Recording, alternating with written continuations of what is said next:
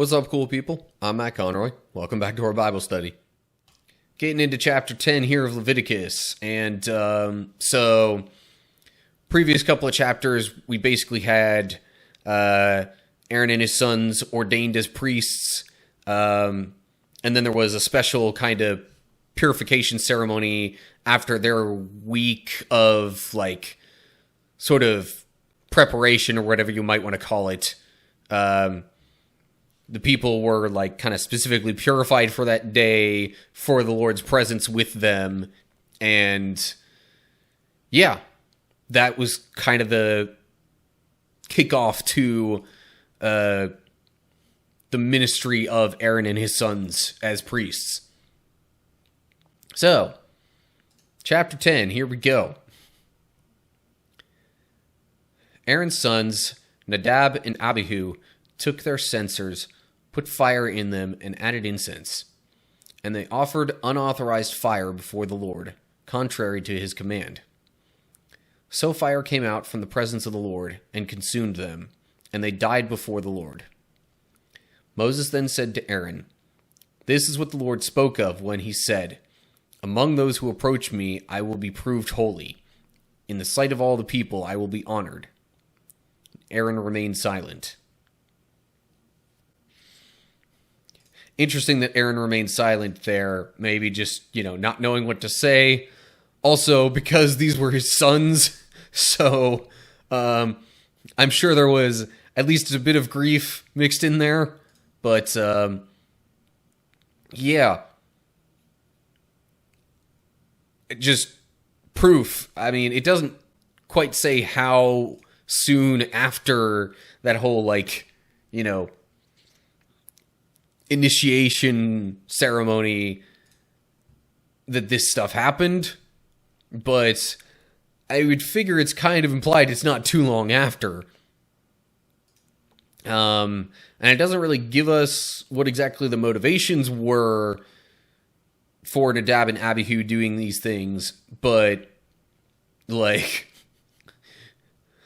is pretty much, at least this section here is pretty much God being like, yeah, make sure y'all take this seriously. Because if you don't, it's going to be bad for you. Anyway, alrighty. Moving along to verse 4. Moses summoned Mishael and Elzaphan, sons of Aaron's uncle Uzziel, and said to them, "Come here, carry your cousins outside the camp, away from the front of the sanctuary." So they came and carried them, still in their tunics, outside the camp as Moses ordered. Still in their tunics. But the fire came out, and I guess when it says the fire came and consumed them there, it's more of just like, it engulfed them, it burned them up to the point of death. But I guess, there was still things that were, I'm trying to think of an accurate word here, but there were still things that could be recognized even from their clothing. So it was just the point is that they died, and they died for disobeying God. And I guess these other sons that carried them away probably did so that Aaron himself and or his other sons, whatever other sons he might have had, so that Aaron and or any other priests wouldn't have had to, make themselves impure by handling a dead body. Because if they made themselves unclean or impure, then they had a whole bunch of other things that they had to do to ritually make themselves clean again and fit for service in the tabernacle. Anyway, okay, on to verse 6 then.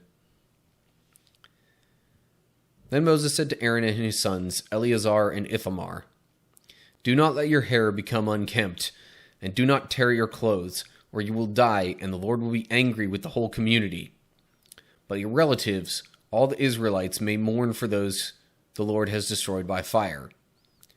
Do not leave the entrance to the tent of meeting, or you will die, because the Lord's anointing oil is on you. So they did as Moses said. Yeah, so because Aaron and his sons were set aside for this specific purpose, like, it was very limited what they could do, because they were supposed to be, like, there in God's presence continually, pretty much. So, and of course with that came certain standards of appearance, you might say, you know, not letting their hair become unkempt. And in terms of, you know, the unkempt hair and the tearing of clothes and things like that, those were fairly common ways of mourning for the Israelites. But Aaron and his sons were not common people under these circumstances. So, you know, being held to a higher task and higher standard, they weren't even allowed to do that. They could have potentially mourned in other ways, just not ways that would have, you know, made them look disheveled or, you know, diminished that standard of appearance as one who is supposed to be representing God. Footnote here at unkempt says, do not uncover your heads. Okay, that would have a little bit of a different meaning because they had caps on that they were supposed to wear. So it could also have been saying, you know, with this alternate wording, like, don't take those hats off or those caps or whatever. They're part of what you're supposed to wear as priests. And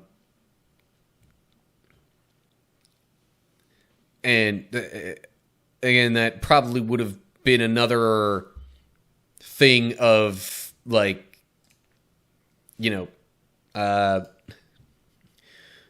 when it came to, you know, the mourning process, there was the tearing of the clothes. There were things that were done to intentionally kind of, like, show an outward appearance of the inward lowness of spirit. I don't know if that's the best wording of it, but you know, basically helping the outside to reflect the inside emotions. But again, as priests, Aaron and his sons were not to do this. But anyway, okay. Let me stop going on about that particular matter and move along. So I guess we got verse 8 next.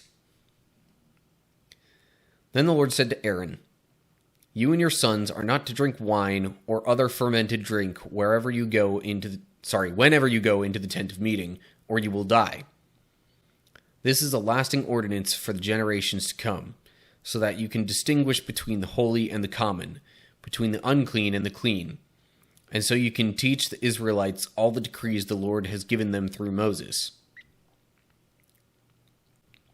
So again, we have this separation of, I mean, as it's worded here, holy and common, or between unclean and clean.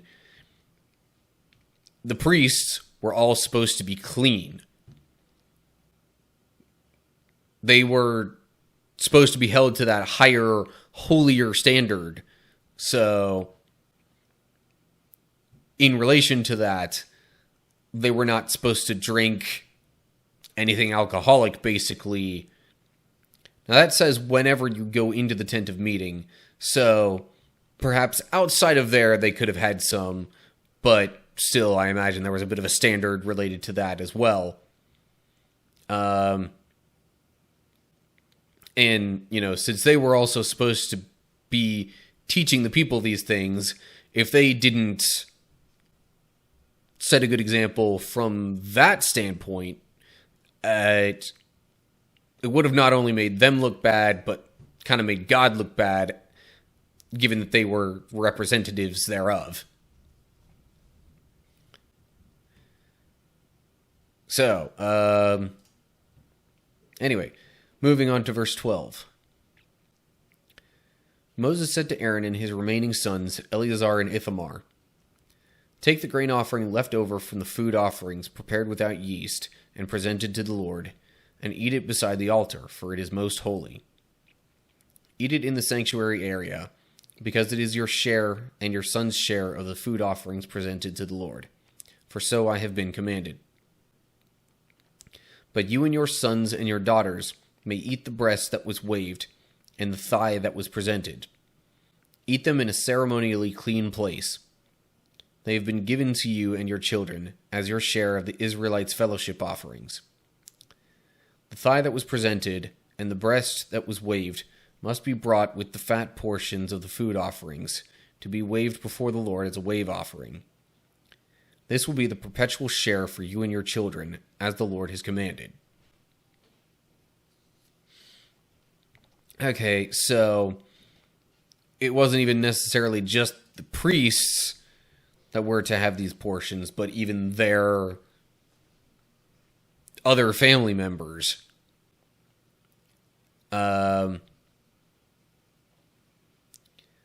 Also, I'm just trying to think, because it made mention earlier about, others being able to mourn those that were lost. So obviously word would have spread around the people that, two of Aaron's sons had died. And whether or not these offerings were specifically related to that, I don't know. It doesn't specifically say that, but they could have been.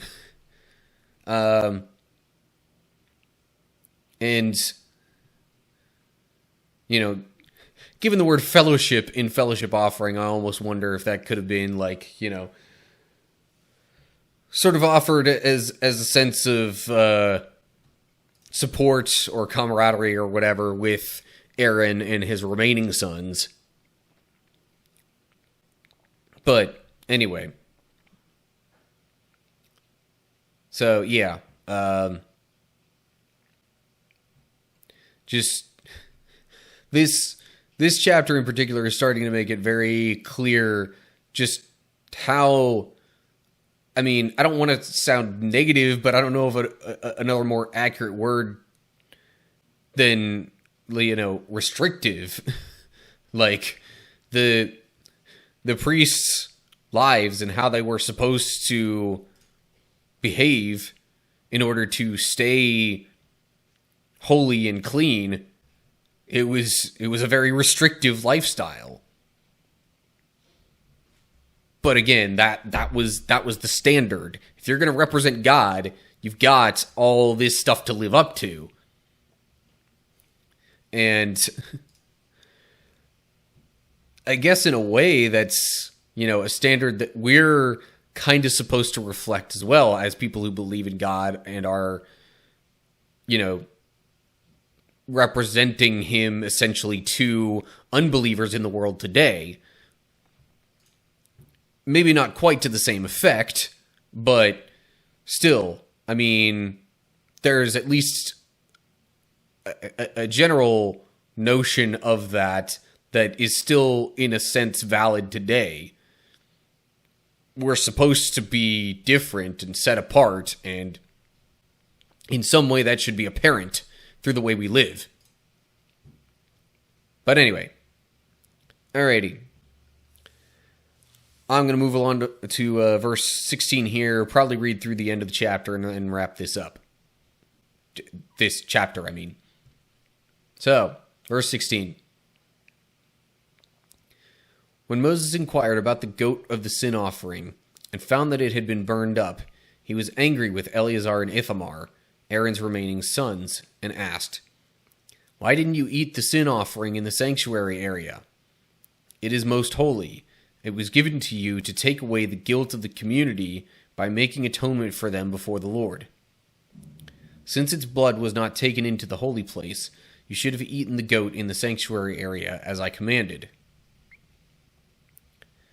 Aaron replied to Moses, "Today they sacrificed their sin offering and their burnt offering before the Lord.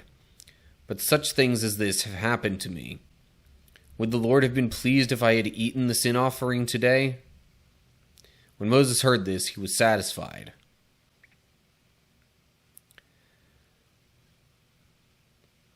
So, I guess, so Moses got upset about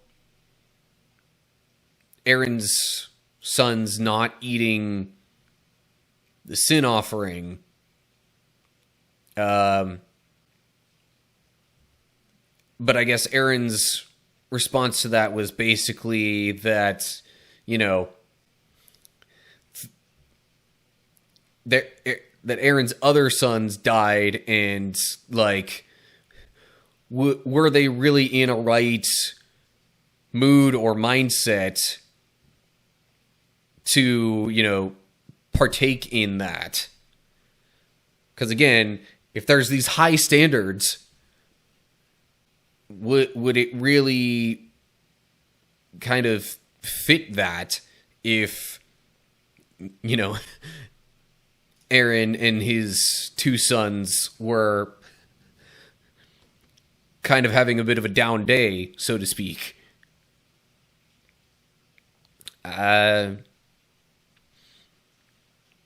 Anyway, so I guess that about does it. Oh, footnote here. Sin offering could also be read as purification offering. Okay.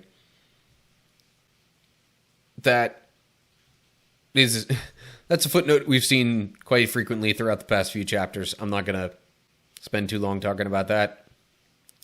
So, there you have it. Leviticus chapter 10. That kind of wraps up my thoughts on it. Well, that sure didn't take very long for a couple of Aaron's sons to mess up in their priestly duties. I mean, it doesn't actually say how long it was in between, but given that it was the very next chapter, you kind of get the impression it wasn't long. But yeah, so they messed up. God killed them as a result, because as priests, they're supposed to be held to a higher standard of obedience to God, and they didn't do that. So, and then we got some insight into just how restrictive being a priest could be. I mean, basically, Aaron and his other remaining sons were not allowed to mourn in the way that would be typical. The closest they got was basically just not eating of some of the offerings because of, how distraught they were. Or at least that's the impression that I get based on Aaron's explanation at the end of the chapter. But anyway, if you have other thoughts related to the chapter and other explanations for what might have been going on there, leave comments down below. And it doesn't have to be on that. It could be on other video ideas or anything like that. But otherwise, you know the drill. Like and share if you enjoyed. Subscribe and click the bell to get updates. Look down in the description for info on other social media pages and all that good stuff. So that's going to do it. Hope you're all doing well. Hopefully I'll see you for the next chapter. But until then, stay cool, people.